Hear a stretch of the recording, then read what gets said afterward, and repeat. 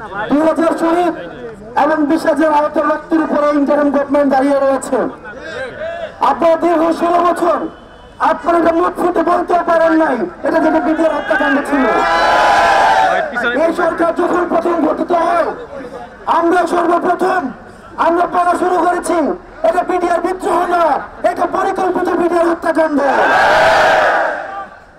প্রিয় সহযোদ্ধা, আপনারা দেখেছেন এই ইন্টারিম গভর্নমেন্ট গঠিত হওয়ার পরেই যে বিষয়গুলোকে সর্বোচ্চ গুরুত্ব দিচ্ছে, আমরা দেশে বিদেশে আমরা সচেতন না হলে আমরা যারা আন্দোলন করেছে, যারা বাংলাদেশকে ধারণ করে বাংলাদেশের সার্বভৌমত্ব বিশ্বাস করে, আমরা সবসময় বলে আসছি এই গভর্নমেন্ট কতটা সফল কতটা বিফল এর অন্যতম স্ট্যান্ডার্ড হচ্ছে এই বিডিআর হত্যাকাণ্ডের বিচারটা কতটুকু করেছে। আমরা শুরুতেই দেখেছি যখন কমিশন নিয়ে তার বাহানা শুরু হলো তখন কিন্তু আমরা দেখেছি আমাদের মাইন সরকার সহ আমাদের এই বৈষম্য বিরোধী ছাত্র আন্দোলনের পূর্ণ সমর্থনে আমরা এই কমিশনের জন্য আমরা আন্দোলন করেছি এবং সেখানে কমিশন গঠিত করা হয়েছে। প্রিয় সহযোদ্ধা, ইতিমধ্যেই আপনাদের উল্লেখযোগ্য সংখ্যক আমাদের বিডিআর ভাইদেরকে জামিনে মুক্তি দেওয়া হয়েছে। প্রিয় সহযোদ্ধা, আপনাদের যে কমিশন যেটি গঠিত হয়েছে এই কমিশনের একটি ধারা নিয়ে আপনাদের সবার এবং আমাদের সবারই হচ্ছে প্রশ্ন রয়েছে। সেখানে বলা হয়েছে অতীত সরকার যেই রায় দিয়েছে, অতীতের ফ্যাসিস্ট সরকার যে রায় দিয়েছে সেটিকে অব্যাহত রেখে পরবর্তী বিচার কার্যক্রম পরিচালিত করতে হবে।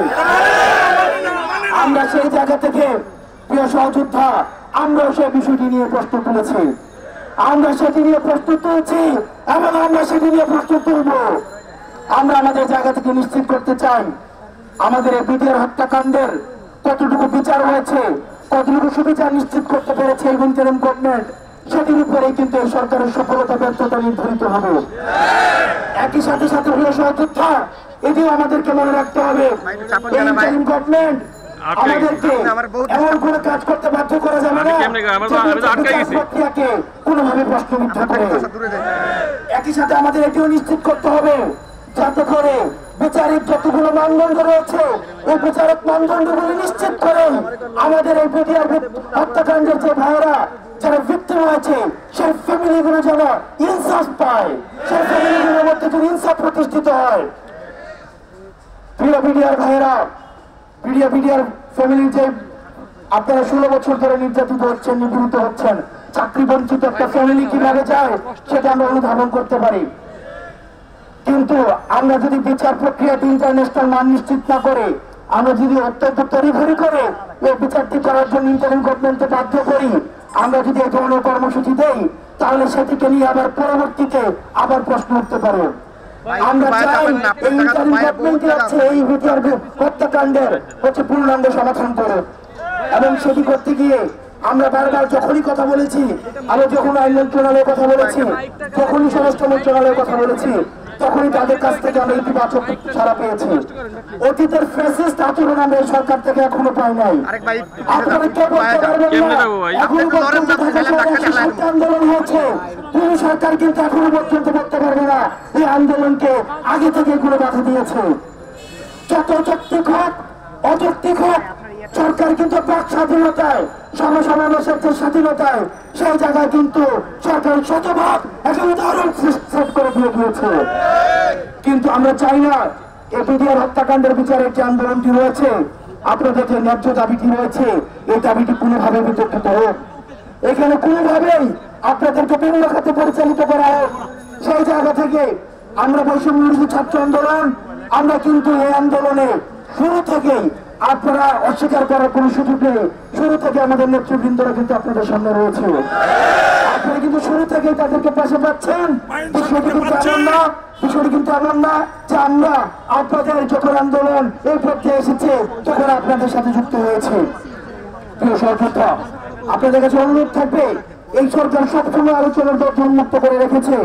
আপনাদের যে দাবিটি রয়েছে কমিশনের সংস্কার, কমিশনের ধারাটি নিয়ে আপনাদের প্রশ্ন রয়েছে, আপনাদের বিচার প্রক্রিয়া যেন ত্বরান্বিত হয় সেটি নিয়ে আপনাদের প্রশ্ন রয়েছে, এবং যারা সুবিচার নিশ্চিতের পরে যাদেরকে আবার চাকরি যদি বিধি অনুযায়ী চাকরিতে নিয়োগের কোন সুযোগ থাকে সরকারের কাছে সেটিকে যেন বিবেচনা করা হয় নচেত চাকরিতে যদি অন্তর্ভুক্ত করার সুযোগ যদি না থাকে তাহলে তাদেরকে আবার ভিন্ন কোন ধরনের কর্মসংস্থানের সুযোগ রাষ্ট্রকে করে দিতে হবে, তাদেরকে পুনর্বাসনের সুযোগ রাষ্ট্রকে করে দিতে হবে, তাদেরকে সামাজিক সম্মান রাষ্ট্রকে করে দিতে হবে। আজকে আপনারা দেখেছেন বিডিআরকে যেভাবে হত্যাকারী হিসেবে আমাদের চিহ্নিত করেছে, আজকে জাতীয়ভাবে আমরা তাদেরকে বীর হিসেবে আমরা চিহ্নিত করি। প্রিয় সহযোদ্ধা, সেই জায়গা থেকে আমরা আপনাদেরকে নিশ্চয়তা দিচ্ছি এই সরকার যেহেতু তার উন্মুক্ত রেখেছে, চর্চা উন্মুক্ত রেখেছে, সেই জায়গা থেকে আমরা পরজোরে আপনাদের কাছে অনুরোধ থাকবে অন্তত প্রত্যেক 15 দিন পর পর আপনারা একটা প্রতিনিধি দল আমাদের যিনি আইন মন্ত্রণালয়ের দায়িত্ব রয়েছেন, স্বরাষ্ট্র মন্ত্রণালয়ের দায়িত্ব রয়েছেন, আপনারা তাদের সাথে বসুন, কথা বলুন।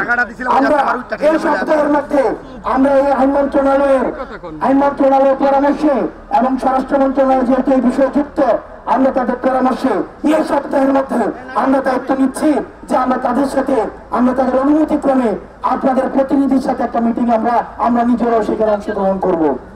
একই সাথে সাথে এই মিটিং এর ধারাবাহিকতা অব্যাহত থাকবে। আমরা একটা মিটিং করলাম, তারপরে চলে গেলাম, আমাদেরকে পেপার পত্রিকা দেখে আমাদেরকে খবর নিতে হবে সেইটা না, বরং আমাদেরকে অন্তত 15 দিন পর পর আমাদের এই মিটিং এর ধারাবাহিকতা অব্যাহত থাকবে এবং কি হচ্ছে না হচ্ছে সেটা আমাদেরকে সরাসরি সেটা ফিডব্যাক দিতে হবে। এবং প্রত্যেক 15 দিন পর পর আইন মন্ত্রণালয় যেন আমাদেরকে ফিডব্যাক দেয়, আপনাদের প্রতিনিধির সাথে তারা যেন নিয়মিত মিটিং করে আমরা সেটির আবেদন আমরা জানাবো। প্রিয় সহযোদ্ধা, আপনাদেরকে অনুরোধ করছি, আমরা এই সরকারকে কোনোভাবে আমরা চাই না আন্তর্জাতিক আপনাদের বিডিআর হত্যাকাণ্ডের যে বিচারটি রয়েছে সে বিচারের প্রতি কিন্তু সেই বিচার প্রক্রিয়ার প্রতি পুরো আন্তর্জাতিক মিডিয়ার সেখানে হচ্ছে আপনার দৃষ্টি রয়েছে, সুতীক্ষ্ণ দৃষ্টি রয়েছে। এবং আপনারা ভুলে গেলে চলবে না যে আধিপত্যবাদী যে আমাদের পাশের দেশটি রয়েছে, যারা এই বাংলাদেশকে তাদের একটি রাজ্য বানাতে চেয়েছে, তাদের কিন্তু সুতীক্ষ্ণ দৃষ্টি সেখানে রয়েছে। আপনাদেরকে নিশ্চিত করতে চাই, আপনারা যে এখানে বসছেন, আপনারা বাংলাদেশের বিভিন্ন প্রান্ত থেকে আসছেন, 64 জেলা থেকে আসছেন, আপনাদেরকে এভাবে আসার আর কোনো প্রয়োজন নাই। আপনাদের প্রতিনিধির মাধ্যমে এই সপ্তাহের মধ্যে আইন মন্ত্রণালয় এবং স্বরাষ্ট্র মন্ত্রণালয়ে আমরা অনুমতি ক্রমে তাদের সাথে আমরা মিটিং এ বসবো। একই সাথে সাথে এই মিটিং এর ধারাবাহিকতা অব্যাহত থাকবে, যাতে করে এখন আপনারা যদি আমাকে না মানেন, আপনারা আমাকে না মানতে পারেন, আপনারা মানবেন কি মানবেন না আমি সেখানে আপনাদেরকে চাপিয়ে দিতে পারি না। আপনাদের মানাটা আপনাদের উপরে নির্ভর করবে। আপনাদের দাবির ন্যায্যতা এই বিষয়টি আপনারা এটি রাষ্ট্রীয়ভাবে স্বীকৃত, এটি একটি ন্যায্য দাবি। এখন আপনারা মানবেন কি মানবেন না সেটি আপনাদের বিষয়। আমি আপনাদেরকে সরকারও আপনাদেরকে জোরপূর্বক এখান থেকে কোনো উঠিয়ে দেওয়ার কোনো পায়তারা করে নাই, প্রচেষ্টা করে নাই। এখন সিদ্ধান্ত আপনারা নেবেন যে এই বিচার প্রক্রিয়া থেকে আপনারা এভাবে প্রশ্নবিদ্ধ জোর করে পুরো দেশে ইনস্ট্যান্ট কোন বিচার প্রক্রিয়া কোনোভাবে সুস্থভাবে সম্পূর্ণ করা সম্ভব নয়।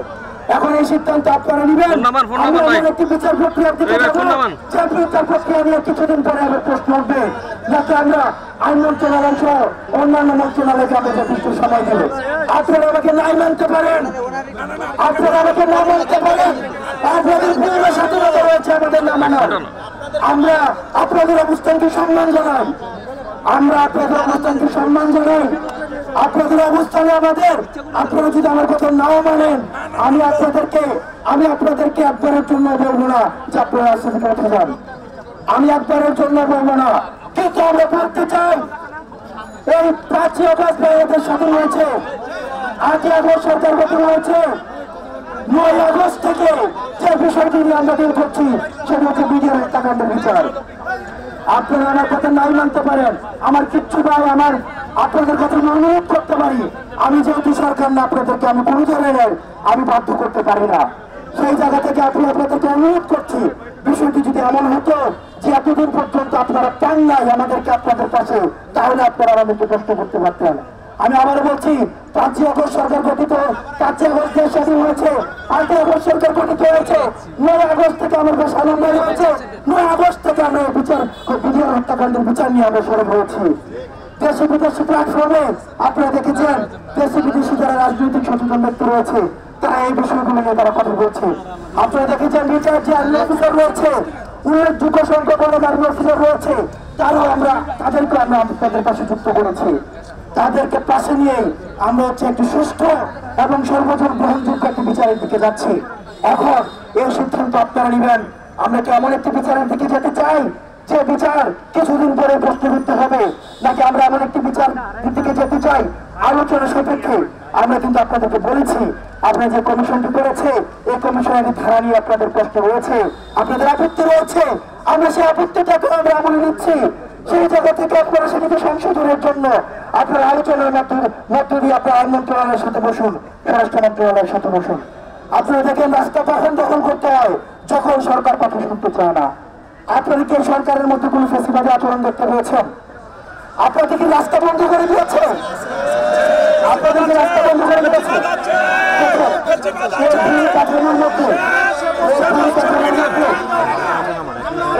কাঠামোর মধ্যে আপনারা 16 বছর অপেক্ষা করেছেন, আপনারা 16 বছর ধৈর্য ধরেছেন, আপনারা 16 বছর আসতে আসতে পারেন না। আপনারা এখানে যারা রয়েছেন আপনারা বলেন তো 16 বছরে আপনারা 16 ঘন্টার জন্য আসতে আসতে পারছেন কিনা? আপনারা 16 বছরে আপনারা 16 মিনিটের জন্য রাস্তা আসতে পারেন নাই। আপনারা এই 16 বছরে আপনারা এই দাবিটা ন্যায্যতা আপনারা প্রকাশ করতে পারেন নাই। সেই জায়গায় আপনার এই সরকার আসার পরে আপনার বিচার শুরু হয়েছে, হত্যাকাণ্ডের বিচার শুরু হয়েছে, বিভিন্ন হত্যাকাণ্ডের বিচার শুরু হয়েছে, আপনাদেরকে জামিন দেওয়া হয়েছে উল্লেখযোগ্য সংখ্যক। এই প্রক্রিয়াটি হচ্ছে না, এই প্রক্রিয়াটি চলমান রয়েছে। এখন এটি আপনাদের সিদ্ধান্ত। আপনারা যদি রাস্তা দখল করে থাকতে চান আপনারা সেই থাকতে পারেন, তাহলে আমরা ধরে নিব আপনারা আমাদের উপর আস্থা রাখেন নাই। আপনারা যদি আমাদের উপর আস্থা না রাখেন তাহলে আপনাদের যে বিচারের দাবি, পুনর্বাসনের দাবি, এই আন্দোলনে আমরা বৈষম্য বিরোধী ছাত্র আন্দোলন আমরা আপনাদের পাশে থাকবো না। কারণ আমরা নিশ্চিত না যে আন্দোলনে আমরা চাই এপিডিআর হত্যাকাণ্ডের বিচারের যে আন্দোলনটি রয়েছে এই আন্দোলনটি একটি মৌলিক আন্দোলন, জাতীয় স্বার্থের আন্দোলন, এটি জাতীয় স্বার্থের জায়গায় থাকে। আমরা চাই না আন্দোলনের মতো অন্য 8-5টা কৈফুর আন্দোলন যেখানে 5 জন মানুষ 3টা ব্যানার নিয়ে দাঁড়িয়ে থাকে, সরকারকে সবসময় বিব্রত করতে চায়। ওইসব আন্দোলনের সাথে এই আন্দোলন মিশে যাক, এই আন্দোলন হারিয়ে যাক। কারণ এটা আমাদের সার্বভৌমত্বের প্রশ্ন, আমাদের আধিপত্যের বিরুদ্ধে আমাদের লড়াইয়ের প্রশ্ন। আমাদের এই আধিপত্য আমাদেরকে রাজ্য বানাতে চেয়েছিল, তাদের বিরুদ্ধে আমাদের লড়াইয়ের প্রশ্ন।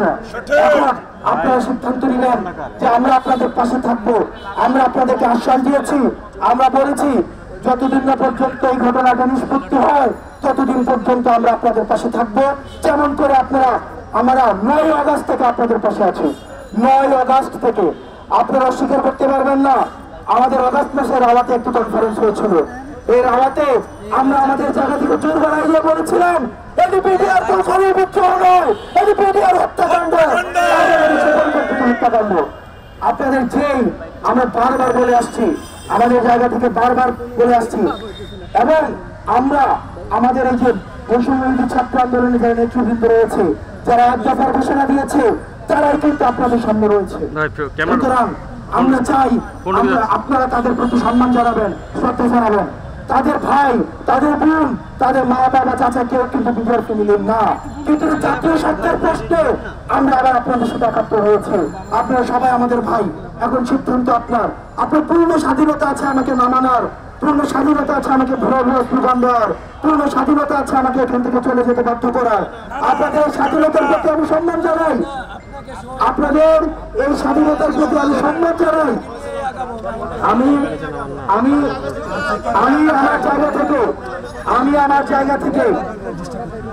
আমার জায়গা থেকে আপনাদেরকে বলেছি, আমরা আমাদের জায়গা থেকে আমাদের বক্তব্য অব্যাহত রেখেছি। আপনাদের যে বিচার প্রক্রিয়া রয়েছে, বিচার নিশ্চিত হওয়ার পর্যন্ত চাকরিকে পুনর্বহাল করা যায় না।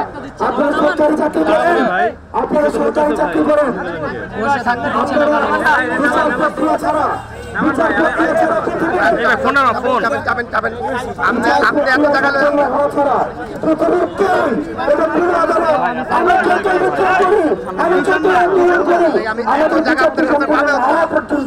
আপনাকে কেউ পুনর্বাসন করতে করতে পারবেন না। এটা শুধু এই সরকার না, আমরা যতই আবেগতাড়িত হই না কেন,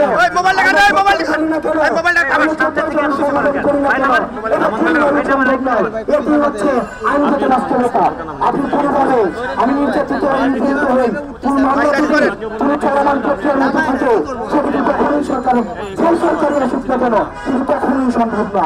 একই সাথে সাথে আমি এই বিষয়টি বলছি, আমরা আপনাদের সাথে আইন মন্ত্রণালয় এবং স্বরাষ্ট্র মন্ত্রণালয়ের যে ধরনের আলোচনার বিষয়টি রয়েছে সেটি কিন্তু অব্যাহত থাকবে। এখন আপনারা যদি না মানেন, সেটি না মানার ইখতিয়ার আপনাদের আছে। আমরা আমাদের জায়গা থেকে আমরা দুটি প্রস্তাব দিয়েছি যে এই সপ্তাহের মধ্যে আপনার না মানার পূর্ণ ইখতিয়ার রয়েছে। আপনার না মানার পূর্ণ ইখতিয়ার রয়েছে। আমরা আমাদের জায়গা থেকে আপনাদের না মানার পূর্ণ ইখতিয়ার রয়েছে। আমরা না মানার পূর্ণ ইখতিয়ার রয়েছে। আমরা বলেছি যে আপনারা আপনাদের প্রতিনিধিত্ব নিয়ে আইন মন্ত্রণালয়ের সাথে এবং স্বরাষ্ট্র মন্ত্রণালয়ের সাথে নিয়মিত আপনারা আলোচনায় বসুন, নিয়মিত গতিপথ নির্ধারণ করুন, তারপর আপনারা সুবিধা নিশ্চিত করুন।